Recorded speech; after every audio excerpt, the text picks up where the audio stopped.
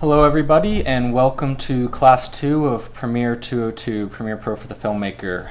This week we're going to get into the interface and keyboard shortcuts and kind of go through some of the menu settings up here and then some of the tools down here. We're going to keep this to a pretty advanced level when it comes to keyboard shortcuts because I think it's really important to get used to the way you interact with the keys and with your hands. These are two different keyboard layouts, one for Final Cut and one for Avid.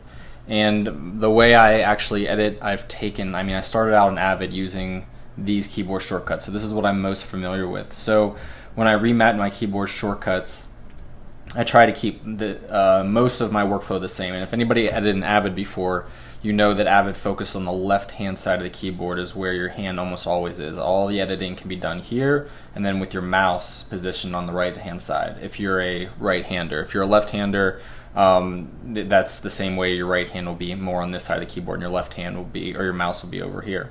So most of my keyboard shortcuts are derived from Avid, and I have a couple that I've picked from Final Cut here and there. So take it as you wish. I'm going to go through and share with you my keyboard shortcuts and my preferences, and you can actually locate, before we get started on this class, I'm sharing this Ginter Premiere shortcuts.keys file, and to install that, all you have to do is come under your username of your Mac or PC, wherever your software is.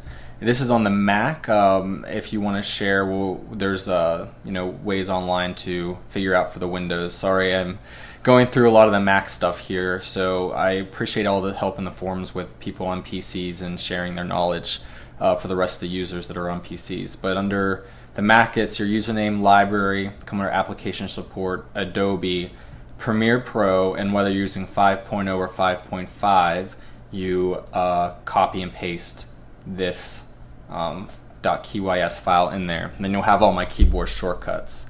So we'll get more into that later. Right now we're going to talk a little bit about the menu system up here, and really I don't focus on a lot of these menus because I use keyboard shortcuts all the time, and that's what I want to kind of hone in here. So besides going through the preferences like we did last week, we hit up the main preferences under here.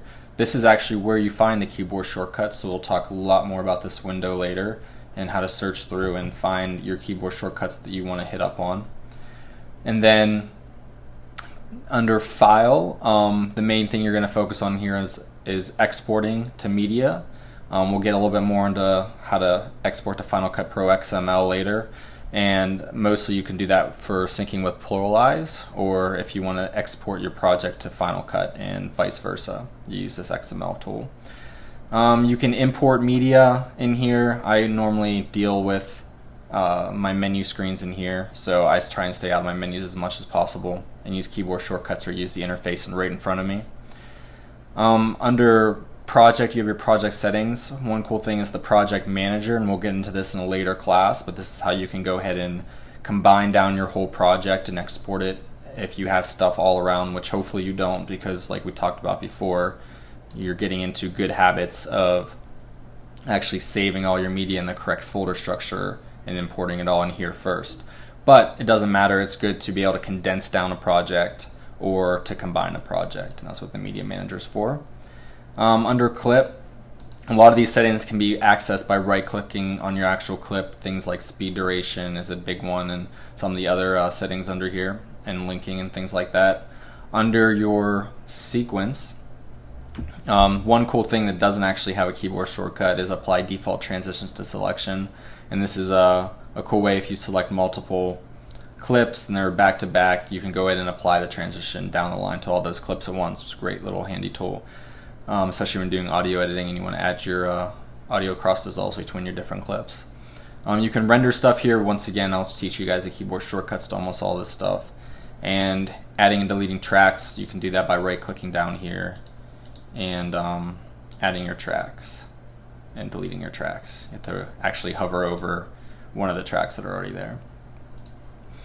And Markers, we'll get into a little bit later, but markers are kind of a niche thing. I don't use them a lot of the time, but they're a very powerful tool for certain uses and applications.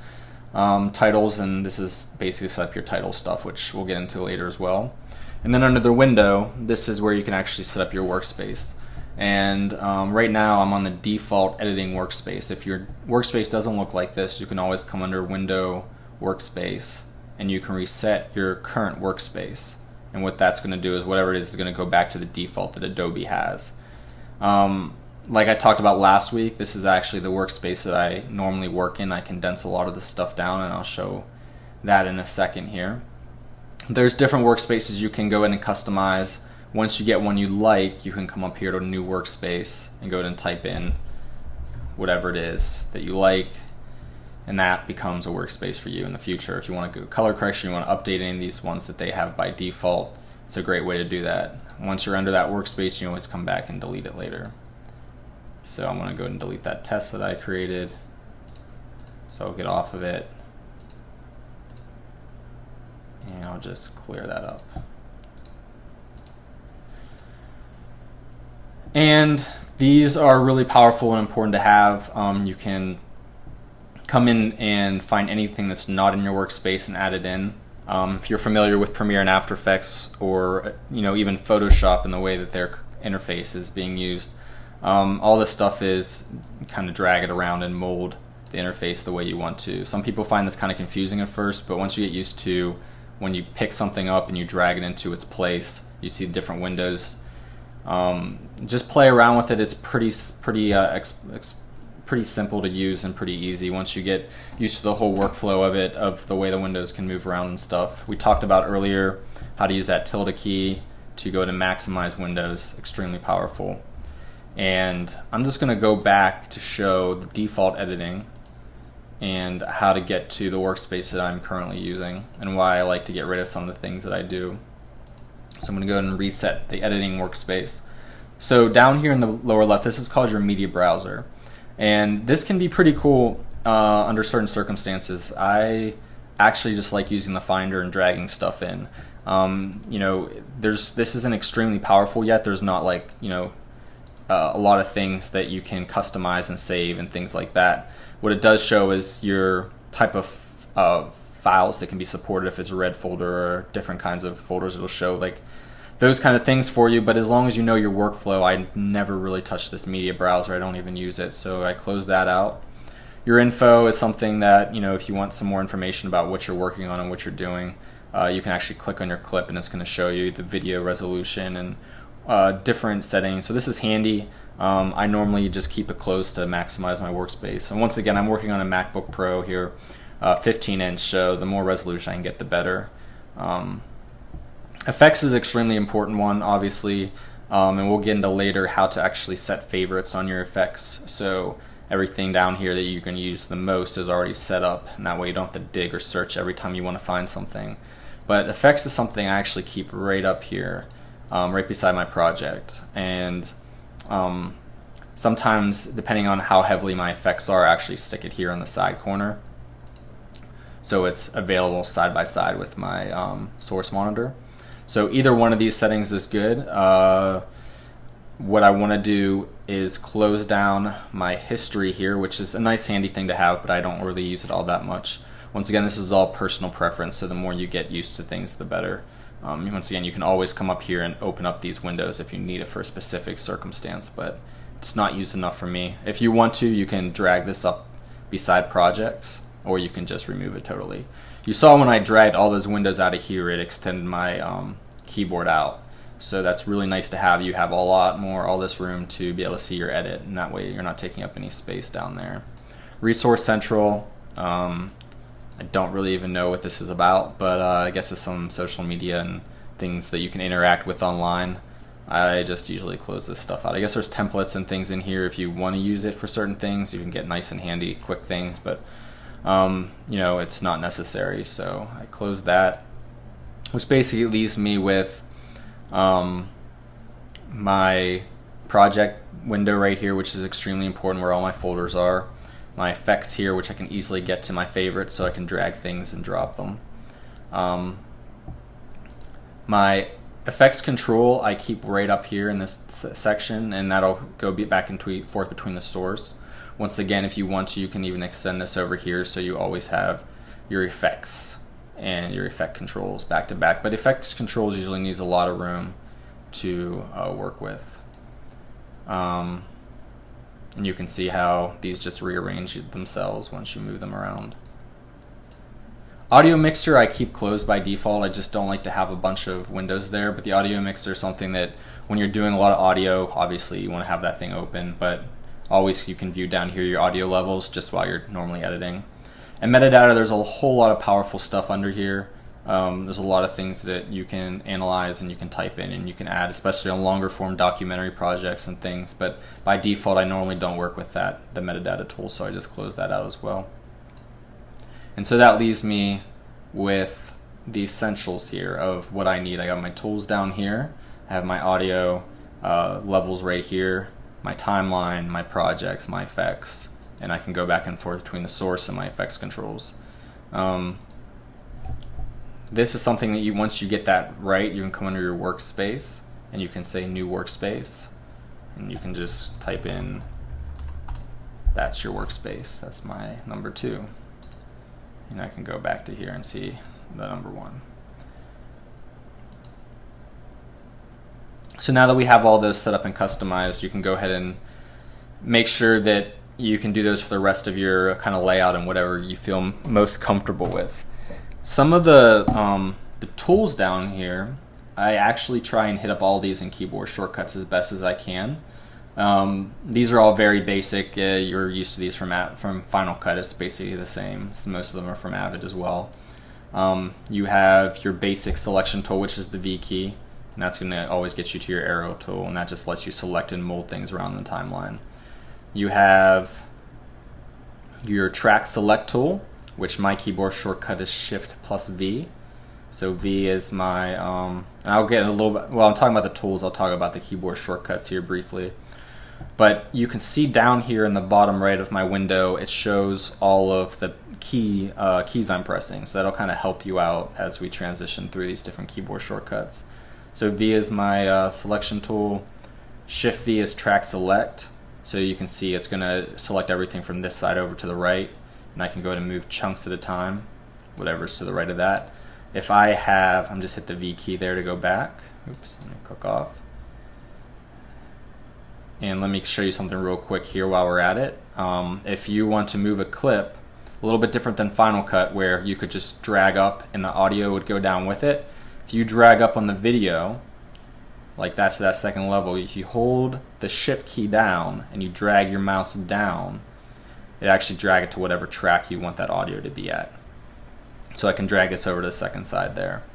So once again, that's just clicking on the clip, hitting Shift, or actually dragging your video to where you want it to be, say the third up, hitting Shift and then dragging your audio down to the track that you want it to go.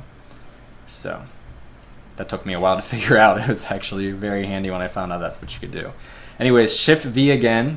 Once again, this only selects the track from the left to the right of what you want. If you want to go above that and actually grab everything that's up and down, you hit Shift V. This is a keyboard shortcut I set up, and that'll go ahead and select everything. You can mold that.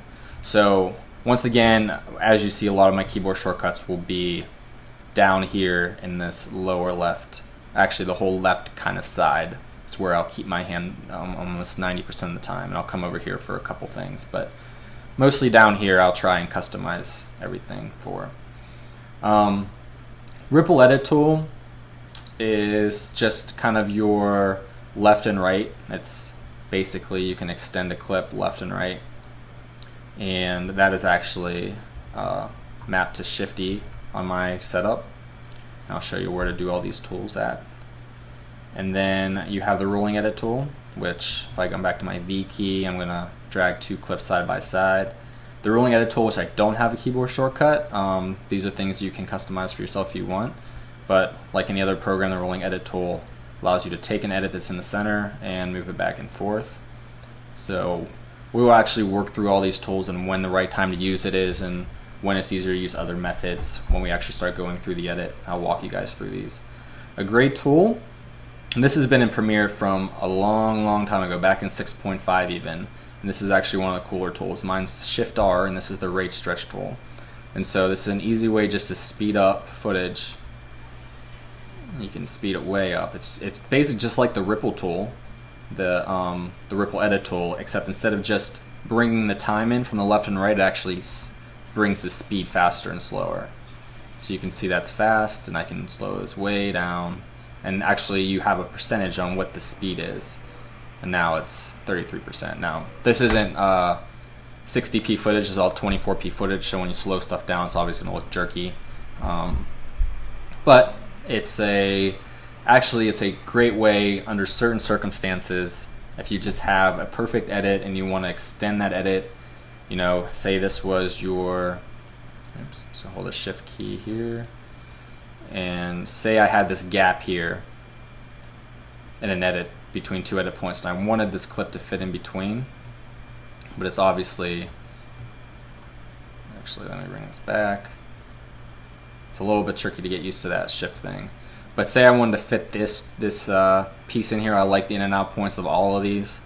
You can sometimes get away with just using your rate stretch tool and bring that back a little bit and bring that into your edit. So those are things you can kind of customize and mess around with. So a couple of the other tools down here are my blade or razor tool. It's the blade tool in Final Cut, and that comes on with the C key. So V is this, C is brings in your this razor tool. You can actually make edit points and cut in between.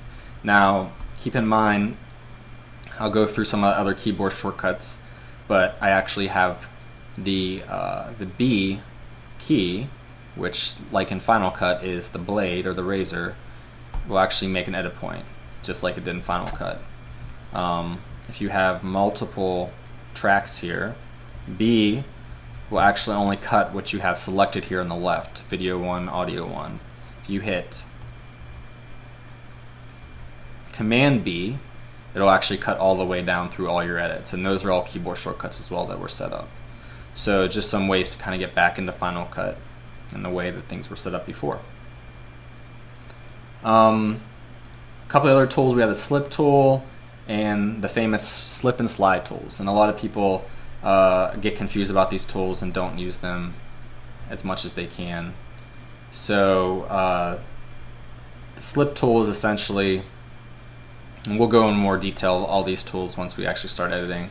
But the slip tool, when I select here, you can see four screens up in the top right there under my program monitor.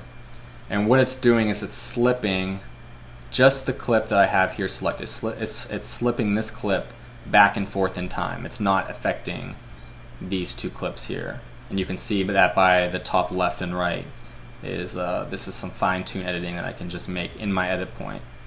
That's versus the slide tool, which is actually, you can see it's sliding it down that clip back and forth and actually changing these other two clips. So it actually made changes to the out point of here and the in point of here. I didn't make any changes in here.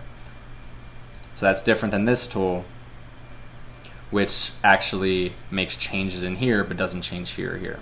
So those are just things we'll work with more in the detail. Pen tool, never ever use it because I hate keyframes. So we'll get more into that when we talk about audio editing and effects editing. It's just easier to use transitions and effects, and the pen tool is just a headache. In any workflow, if you're using Avid or Final Cut or Premiere, I just do not like it. The hand tool kind of gets you around a little bit, but I actually have a Logitech mouse here, which enables me to actually use my scroll wheel to go left and right on, and that makes things pretty easy to get around.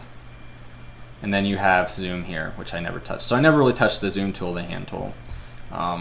Those I usually maneuver with my keyboard shortcuts, or my mouse, or even the trackpad on if you have a MacBook Pro.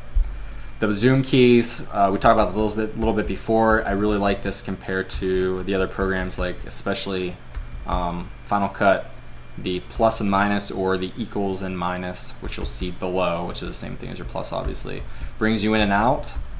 And if you're way far out, you hit the backslash key, and that brings you to kind of see everything that's going on in your timeline. You hit it again, it goes back to your last zoom. So say I'm way zoomed in to something, I'm working on some audio down here, I want to go back, I hit the backslash key, it brings me out, I hit it again, it brings me in. So just some cool little setups there, and let's come into our keyboard shortcuts and now kind of talk about some of the bigger ones here. So under your keyboard shortcuts, you have your keyboard layout, which you should be able to see mine now if you copied and pasted into that directory in the Finder that we just talked about earlier. If you go and select mine, you can. Otherwise, you can go from Avid Media Composer 5 or Final Cut Pro 7. In 5.5 of Premiere, these are actually pretty accurate to the originals, except there's some minor things that I kind of started from scratch in Premiere and customized them. So you can, go at this however you want to. If you just want to get into Final Cut and you're more comfortable with that, go ahead and get into Final Cut and feel at home, or Avid. If you like Avid, I suggest you try out mine. It's very similar to Avid, and even if you are used to editing a Final Cut, I think Avid, in my opinion, was kind of the standard video editing platform for so many years, and the keyboard shortcuts were customized and set up, and it's kind of like the standard keyboard, the way everything is on the general keyboard. They really customized the Avid keyboard to be fast and work really quickly. So some of the things under here, you have application, you have panels, and you have tools. We already covered tools, so that's the razor tool, which was the C, and these are just selecting the tools, and some of the things, the selection tool is the V and things like that. Under panels, there's not a lot I customize under here. There's a few things, but not that many. And then applications is really what we're going to get into. And so you can dial these down. You can also search through any of these as well. Speed duration, for example, is Command R. And if I wanted to change that to say R, it's actually going to tell me this shortcut R was already in use by the marker out command.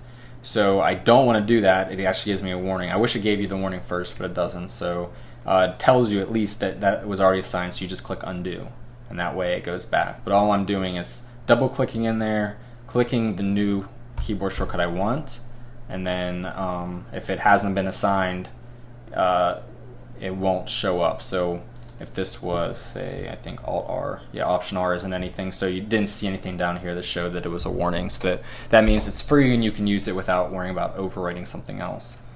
Some of the things under sequence. So let's see here, sorry. The render effects and work area is an extremely important one. If you need a bunch of things to render, you just hit your return key. The match frame, that's a really nice one. If you don't know what match frame is, I have it set up to my Y key. And whatever's here on this side, let me find a good frame here. Whatever's on your program side, you hit the Y key, it's going to match it back to your source monitor and find that clip back up for you. So very, very handy in a lot of circumstances to have your Y key mapped, and that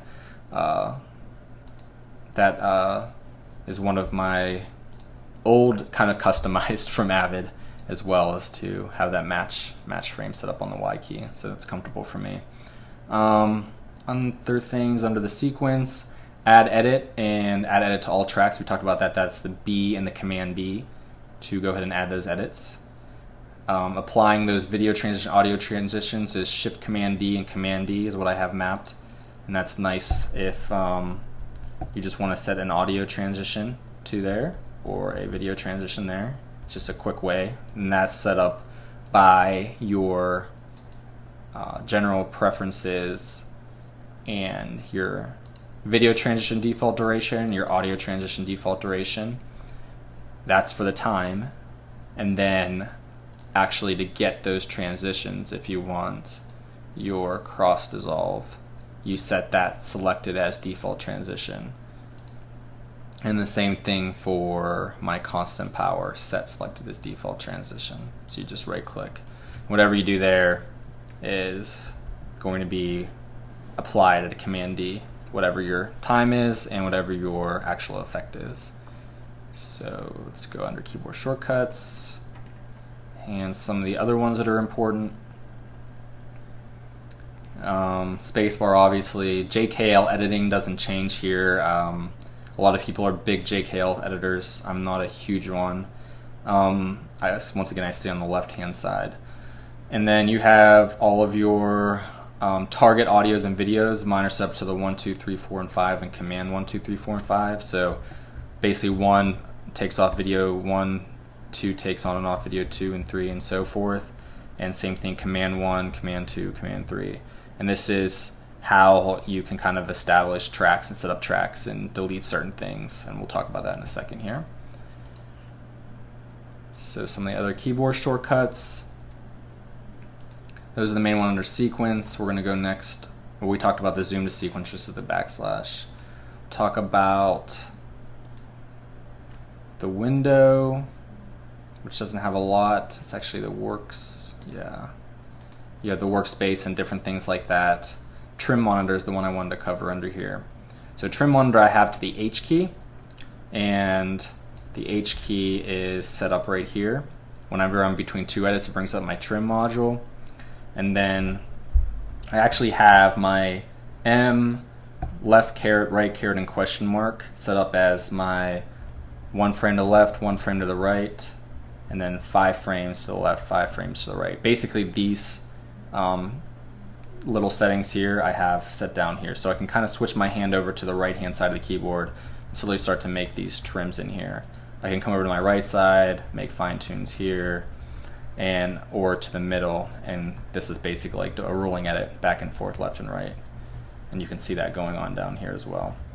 So we'll talk more about the trim module once we get into more of the serious editing, but it's a great thing to have when you're fine-tuning your audio or your interviews or things like that.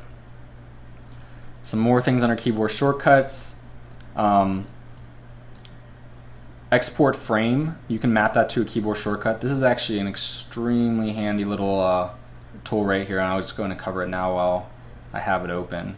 So if you really like this and you want to export this as a still frame, whether you're doing things in After Effects or you're doing, you need to export this for a client to show them still grabs of your work, all you do is click this little picture down here, and you set up as JPEG, DPX, PNG, TIFF, Targa, set it to where you want to go, and it's actually going to export a JPEG for you right there. You can go ahead and send that off. So great little handy thing. You can actually set up a keyboard shortcut for that. I don't have one mapped currently. Now this is where it really gets into kind of the timeline here under the bottom, these bottom settings. So next edit, previous edit, kind of going back and forth between the clips down here. So I'm just going to show you, this is basically the all Avid, and if you're not familiar with Avid and the way it works, it's Avid is based off of E and R as your in point and out points. So E sets an in point, R sets an out point. It actually works both E and R and I and O. The problem with Premiere is you can't double map any keyboard shortcuts, so I just don't use I and O. I use E and R because it's on the left hand side. So E and R sets your in and out points. Q and W goes back and forth between those in and out points. So if I set an E, R, Q, W, back and forth, and just practice these and test these out, I really recommend it. A and S, and you see I'm going down from the top here. A and S goes between edit points, so whatever you're selected on here is where it's going to pay attention to. So back and forth between your edit points. Oops. D, basically the D key clears your in point of your selection. So E, R, I'm selecting my in and out point. D is going to remove that in point there, and F is going to remove that out point there. Say I have an in and out point and I want to clear all of my selection, I hit the G key and that clears my selection. So in, out, G clears. T actually selects an entire clip. It sets your in and out point around a clip. And so this is a really fast way to edit. So if I want to do things like an Avid called lifts, and basically your lift tool and your in Premiere, it's like your ripple delete tool. I would select with my T the clip I want to lift, and I hit the Z key, and that's going to lift it. I'm going to undo that, and I'm going to click the X key. X is going to ripple delete that. So I'm doing all this without even touching my timeline, and that's the way Avid is kind of built, so you don't actually touch and manipulate the timeline. So if I'm right in between these edits and I just want to cut that point out, I'm going to in point, out point, and hit the X key, and that's going to ripple delete that out. Or if I'm going to lift that up, I hit the Z key. A couple other things you can actually do is by, I'm going to remove that selection hitting the G key. If you want to actually delete, you can Apple or Command X up. These are with my keyboard shortcuts, or Shift X will ripple delete once you select on the clip. So I'm selecting a clip right here in the center. Shift X will ripple delete it. Apple or Command X will go ahead and lift it. So these are all different ways you can use different setups, and they come in handy a lot of the times for sure. We talked about the B key to set the blade, and C key actually it gives me my razor tool, and the V key gives me my arrow tool. So this is everything I need for editing pretty much. This is how I generally edit. I'll actually also remove my hand sometimes from the mouse to come over to my arrow keys, and I'll actually do left and right arrows, which frame by frame or shift arrow goes 5 frames at a time. And so if I want to fine tune this edit at the beginning, I'll come over, you can use JKL as well. I'll set an out point there, end point here, hit the X key, and that's going to cut that back.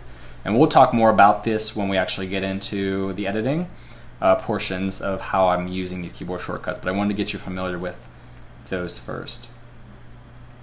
And we talked about most of these other ones.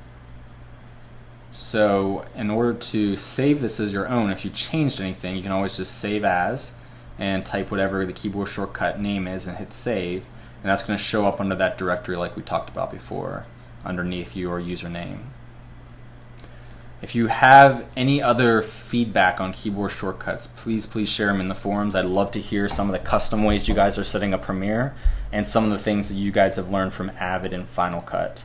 And these are, like I said, these are my best practices, and now I'm going to edit through the course using these keyboard shortcuts.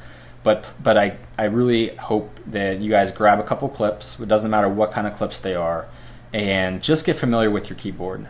Try to minimize the amount of time you're clicking on things. It really slows you down. So the more you can work with your keyboard and your hands, the faster editor you're going to be, the more proficient, and the better turnaround you can have.